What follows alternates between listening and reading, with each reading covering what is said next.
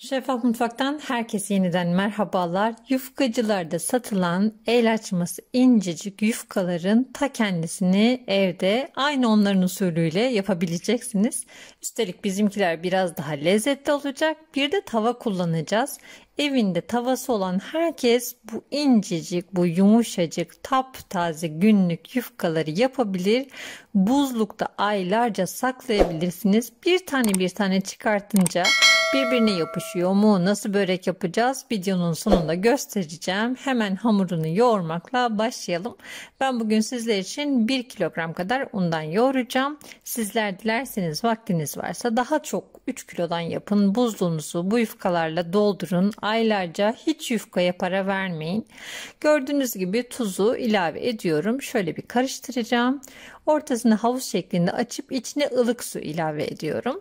Ilık su ile birlikte biraz karıştırdıktan sonra içine mukavemetli olması için 1 çay bardağı kadar da sıvı yağ ilave edeceğiz.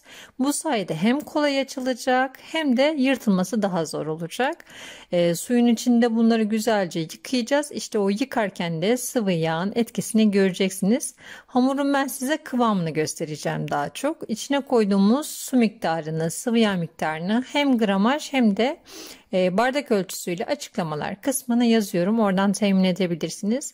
Bakın pürüzsüz ve bu şekilde yumuşak bir hamura ihtiyacımız var. Şimdi bu hamur baklavalık böreklik bir un. Protein oranı onun üzerinde olan 10 numaranın üzerinde olan tüm unları kullanabilirsiniz. Marka önemli değil. Önemli olan yan tarafında yazan protein miktarı. 32 santimlik bir tava kullanacağım. Ocağın üzerinde yapacağım. Saçta da yapabilirsiniz. Eğer sacınız varsa daha büyük yufkalarla da yapabilirsiniz. Bunları hem yıkamak hem de porsiyonlamak daha kolay olacaktır. Tavanızın boyuna göre bezenizin büyüklüğünü ayarlayabilirsiniz. 35 ila 39 gram arasında bezeler yapabilirsiniz. Hamuru hamurken ya da bu şekilde beze olarak dinlendirmek mümkün. Açmak için un ve nişastayı karıştıracağım. Mısır nişastası ile unu aynı miktarlarda karıştırdım ve açmak için bu unu kullanacağım. Şimdi size 2 tane açma tekniği göstereceğim kısa kısa. Evvela şu avucunuzun içiyle hamurların üzerine bastırın. Böylece kenarları inceleyecek, ortası hafif bombeli kalacaktır. Siz hamuru açmaya başladığınız zaman kenarlara doğru iteceğiniz için her tarafı eşit açılacaktır bu sayede. Dilerseniz kolaylık olsun diye bunları üst üste açabilirsiniz. Merdane ile hafif büyüteceğim. Aralarına bol unlu nişastadan koyacağım. Sonra biraz büyüteceğim. Büyüttükten sonra oklavaya darbesiyle bir iki darbede hemen tavanın boyutuna gelecektir zaten. Bu pişirme tekniğiyle çok çabuk piştiği için yufkalar size tavsiyem hamurlarınızı açın, bir kenarda bekletin, hafif araları unlu bir şekilde. Pişirirken o şekilde yapın. Bir taraftan açayım, bir taraftan pişireyim derseniz pişirme daha önden gideceği için hamur açmaya yetişemeyebilirsiniz.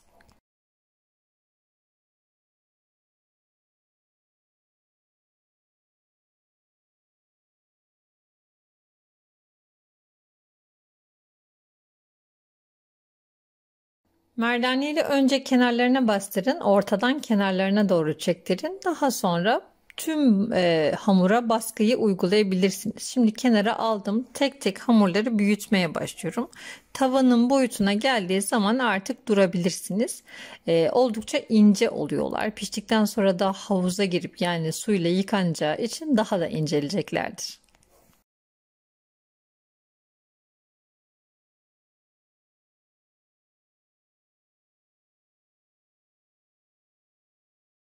Evde merdaneniz yoksa sadece oklava yardımıyla da aynı hamuru açabilirsiniz. Gördüğünüz gibi bol unlu tezgahınızda hızlı çekimle göstermeye çalışacağım. Çok kolay bir biçimde açılıyor. Eğer bezelerinizi dinlendirirseniz beze halindeyken size çok kolaylık sağlayacaklardır. Bir de açarken daima tezgahınız bol unlu olsun.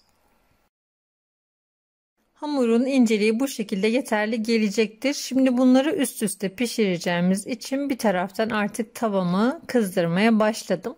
Dediğim gibi düz zeminli bir tava kullanacağım. 32 santimlik bir tava kullanacağım. Herhangi bir büyük tavanızı bu iş için kullanabilirsiniz.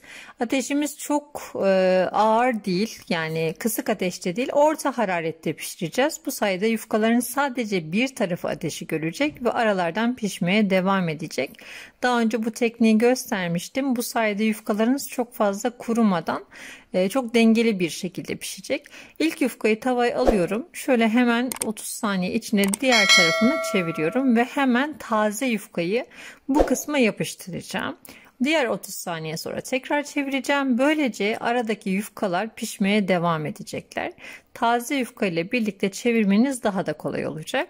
Şimdi şöyle bu yufkaları eğer çevirmeniz zorlaşırsa 5-6 taneden sonra tekrar başa dönebilirsiniz.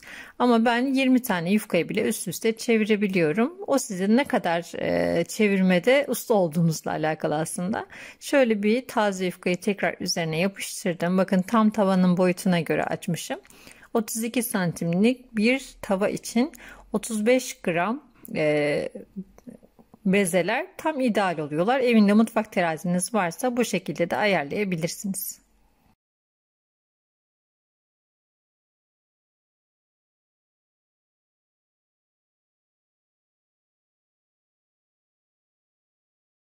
Daha önce bu teknikle yapılan yufkalar göstermiştim. Onları su püskürtücüsüyle birlikte püskürtüyorduk. Tabii büyük saç yufkası olduğu için daldırıp çıkartacağımız bir kap bulamamıştım. Ama bu şekilde tavada hazırladığınız zaman hem tavanın üzerinde istediğiniz ebatta büyütebileceğiniz hem de börek yapması kolay ölçüde yufkalar elde ediyorsunuz.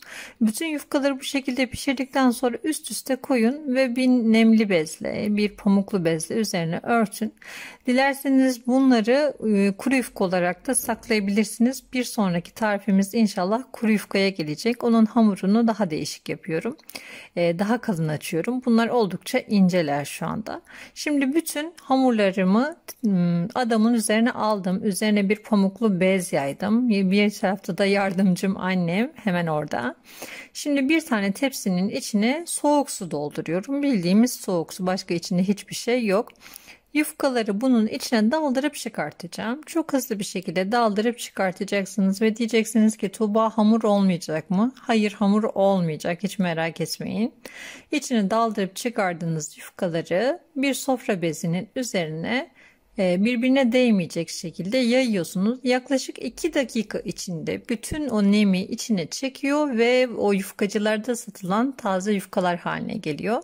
Göstereceğim, asla birbirine yapışmayan, asla işte böyle ikisi birleşmeyen yufkalar elde edeceksiniz. İnşallah bunlarla bir börek de göstereceğim çok kısa, hemen size sigara böreği yaptığım zaman nasıl olacak diye de onu da göstereceğim videonun sonunda. Bir tarafta annem ısıtıyor, bir tarafta ben de size göstermeye çalışıyorum. Gördüğünüz gibi hemen daha yufkalar sıcak neredeyse. Ocağım unlu. Şöyle getiriyor annem ve sofra bezinin üzerine atıyor. 2 dakika sonraki hallerini de göstereceğim.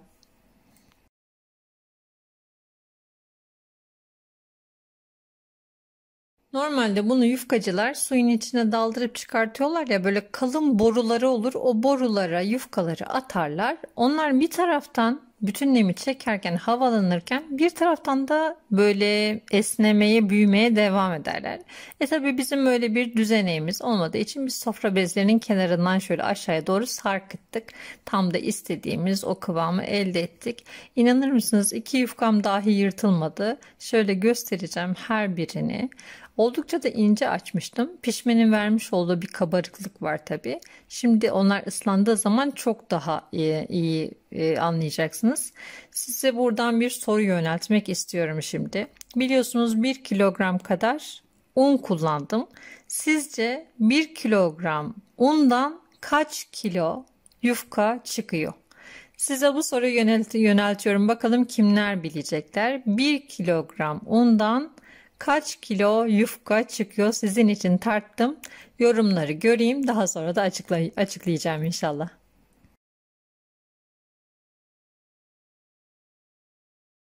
Yaklaşık 2 dakikada bütün yufkalarım o üzerine örten bütün suyu çekmişler. Bakın ne kadar güzeller. Bunları havalandırmak önemli. Toplamda 2 tur olarak havalandırdım. Havalandırmak ne demek? Oradan alıp diğer tarafa istif etmek.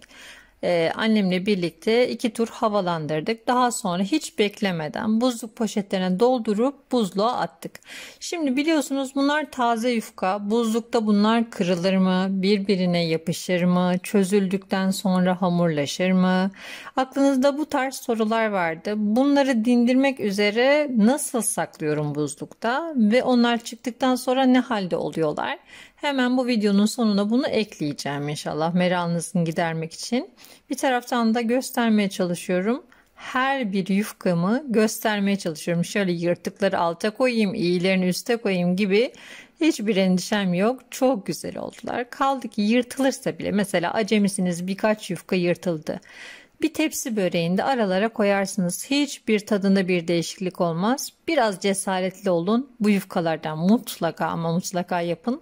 Benim kanalımda çok fazla yufka tarifi var. Çünkü siz yufka tariflerini izlemeyi seviyorsunuz. Şimdi yufkalar da oldukça pahalı. Evinizin ekonomisine katkıda bulunmak için, bir de kendinizi daha da geliştirmek için bu şekilde yufkalar hazırlayabilirsiniz. Ben çok zevk aldım. Hem bu videoyu çekmekten hem de bu yufkaları yapmaktan. Gördüğünüz üzere bunları saklama şeklim bu şekilde. Şimdi böyle bunları birbirinin üzerine gelecek şekilde sanki boş bir börek sararmış gibi hepsini sardım. Rulolar haline getirdim. Niye peki böyle yapıyorum? Çünkü istediğim adette içinden çıkarmak istiyorum. Bir buzdolabı poşetine, ağzı bu fermuarlı poşetler olabilir, kilitli poşetler olabilir. Bütün yufkaları bu şekilde yerleştiriyorum. Bir sıra olacak şekilde birbirinin üzerine gelmeyecek şekilde yerleştiriyorum. Toplamda 3 poşet yufkam çıktı. Bunları buzluğa atacağım. Daha sonra buzlukta tamamen donacaklar. Yamuk yumuk olmasın, düz bir zemine koyun buzlukta. Bu şekilde düz bir şekilde donarsa çıkarttırırken daha kolaylık sağlayacaktır size. Buzlukta yaklaşık 3 ay 6 ay boyunca hiçbir şey olmaz. Hatta gurbetçiler buradan giderlerken yufka alıp götürüp buzluğa atıyorlardı. Benim de oradan aklıma geldi. Dedim ki ben bunları buzlukta saklayabilirim. Şimdi buzluktan çıkartacağım. Size buzluktan çıkmış halini göstereceğim. Nasıl çözülüyor? Çözüldükten sonra yapışıyor mu? Onu göstereceğim. Şöyle hemen bir poşetini çıkartıp size bir sigara böreği sereceğim.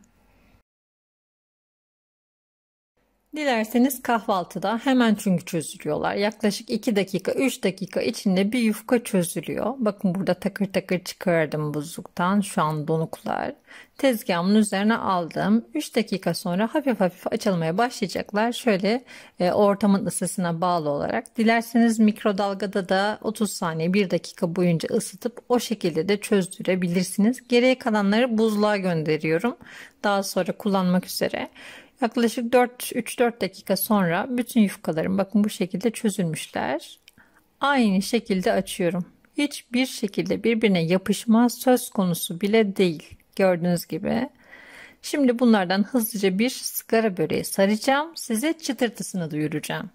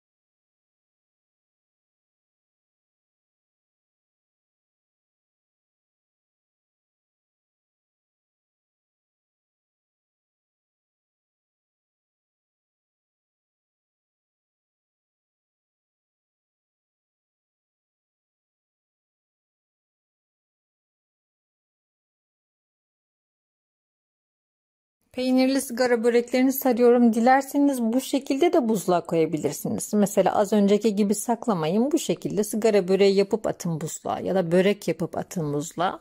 Şimdi bir de boş olarak sarıyorum. Bizimkiler peynirli yemeyenler için boş yapıyorum. Böyle bir tane çin çubuğum var ya da bir pipet yardımıyla da sarabilirsiniz. Sarıyorum, ucunu su ile birlikte birleştiriyorum. Bunları da bu şekilde kızartacağım.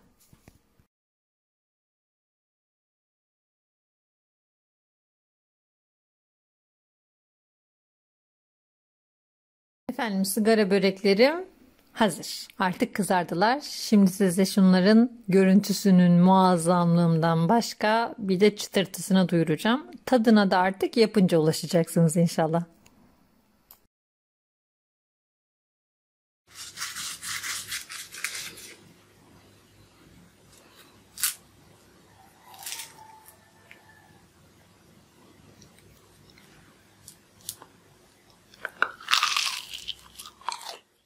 Şahane sigara börekleri, kalem börekleri yapabileceğiniz, tepsi börekleri yapabileceğiniz, yufkacıların sattığından çok daha lezzetli ama böyle incecik kıvamıyla bence onlara taş çıkaracak bir yufka hazırladık. Evde hazırladık, saç kullanmadık, tavanızda pişirebileceğiniz, ister gözleme yapabileceğiniz, isterseniz buzluğunuzu doldurun, Ramazan'da sahura, kahvaltıya nefis börekler çıkarabileceğiniz bir yufka tarifiyle karşınızdaydım.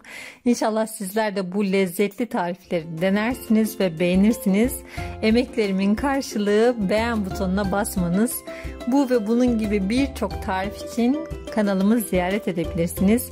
Videolarımızı beğenmeyi, paylaşmayı, yorum yapmayı ihmal etmeyin. Yeni tariflerde görüşmek üzere. Hoşça kalın, afiyetle kalın.